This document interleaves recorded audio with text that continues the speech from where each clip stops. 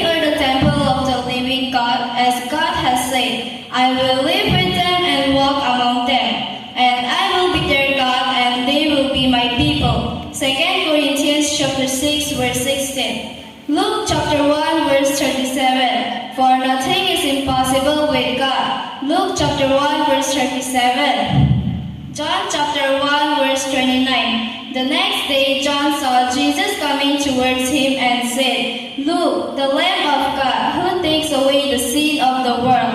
John chapter 1, verse 29. 1 Peter chapter 2, verse 21.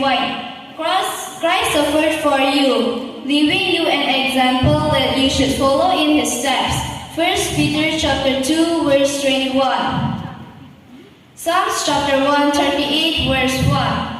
I will praise you, O Lord, with all your heart. Psalms chapter 138, verse 1. John chapter 1, verse 14. The Word became flesh and made his dwelling among us. We have seen his glory, the glory of the one and only, who came from the Father, full of grace and truth. John chapter 1, verse 14. John chapter 20, verse 31. John chapter 20, verse 31. But these are written that you may believe that Jesus is the Christ, the Son of God, and that by believing you may have life in his name. John chapter 20, verse 31. John chapter 5, verse 14. Later Jesus found him at the temple and said to him, See, you are well again. Stop sinning or something worse may happen to you. John chapter 5, verse 14. John chapter 6, 35. Then Jesus declared, I am the bread of life. He who comes to me will never go hungry, and he who believes in me will never be thirsty. John chapter 6, verse 35. John chapter 7, verse 16. Jesus answered, My teaching is not my own. It comes from him who sent me. John chapter 7, verse 16. John chapter 8, verse 31 and 32. Jesus said, If you hold to my teaching, you are really my disciple. Then you will know the truth, and the truth will set you free. John chapter 8, verse 31 and 32. John chapter 9, verse 5. If I am in the world, I am the light of the world. John chapter 5, verse 9. Luke chapter 10, verse 27. Love your neighbor as yourself. Luke chapter 10, verse 27. Luke chapter 24, verse 6. He is not here, he has risen. Luke chapter 24, verse 6. 1 Thessalonians chapter 5, verse 18. 1 Thessalonians chapter 5, verse 18. Give thanks in all circumstances, for this is the will of God. 1 Thessalonians chapter 5, verse 18. Matthew chapter 3, verse 17. This is my beloved Son, in whom I am well pleased. Matthew chapter 3, verse 17. John chapter 14, verse 1. Do not let your hearts be troubled. Trust in God, trust also in me. John chapter 14, verse 1. Thank you for this best opportunity, and thank you for this. Lived in Israel long, long ago. He was loved and respected by the people. Everybody came to him to solve their problems, and he gave them wise advice. God loved him because he was a good man and he helped his fellow beings. Jonah loved God. He followed his teachings and prayed to God all the time. Nineveh was a neighboring country of Israel. The people in this country were known to be very evil. They did not follow God. They did bad things. They were cruel, greedy, and were always fighting with other people. Because of this, God was angry with the people of Nineveh. One day, God spoke to Jonah and called for his service. Jonah, I have something to tell you. My Lord, I am lucky to be in your service. Tell me, I am listening to you, God. There is a place called Nineveh not very far from here. The people living in this place are evil.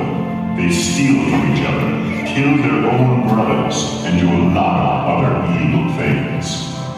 Their king is lazy and selfish. He eats, drinks, and enjoys himself while his people are starving. He does not care about his people. Their actions anger me, and I have decided to destroy them. I understand, my God. I am well aware of their actions. They are a wretched group of people. They are also our sworn enemies. In 40 days, I will destroy the land of Nineveh and everyone living there. This is my decision. So be it, my lord.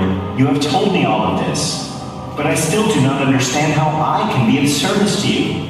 Tell me, my lord, what should I do to make your wish come true? You are a good and righteous man, Jonah. You have always obeyed me and followed my teachings. I trust you and your abilities. This is why you must go to Nineveh immediately and talk to the people about me.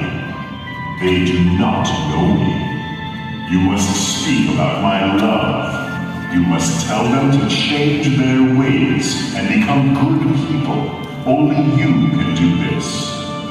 But God, how will I do this? They are evil. They will not listen to me. Also, they are our sworn enemies. The people of Nineveh are constantly attacking us and waging war against us. They try to steal from us and harm our women. That is all true.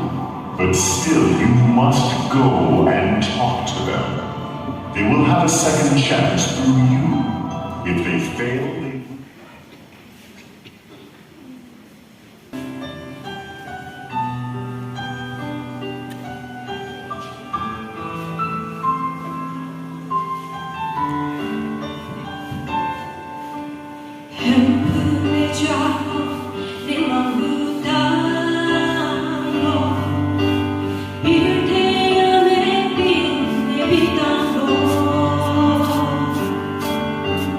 Don't